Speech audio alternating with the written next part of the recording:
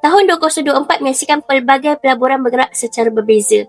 Bitcoin melonjak lebih 125%, saham naik 24% dan emas mencatatkan pulangan kukuh sebanyak 26.8%. Angka ni jauh mengatasi pulangan simpanan biasa seperti ASB dan tabung haji.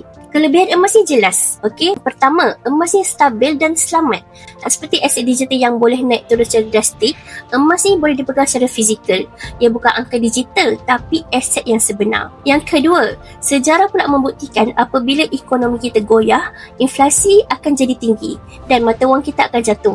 Emas ni tetap bernilai. Malah dalam ayat krisis, harga emas ni akan terus meningkat. Yang ketiga, emas tak lagi eksklusif hanya untuk orang kaya. Dengan Account Gap, sesiapa saja boleh beli emas serendah RM100. Dan yang keempat, emas ni mudah untuk dicairkan. Bila kita perlukan duit kecemasan, ia boleh dijual ataupun digadai dengan segera tanpa hilang nilai dia. Dan yang paling penting, emas ni adalah kalis inflasi. Berbeza dengan wang kertas kita yang terus susut kuasa beli dia, emas pula menyimpan dan mengekalkan nilai harta. Untuk simpanan yang konsisten dan selamat, emas tetap pilihan yang baik. Bagi mereka yang berminat untuk menggunakan simpanan emas, boleh tonton video Fiza Dipin ataupun klik dekat link bio untuk bisa bantu sebaiknya.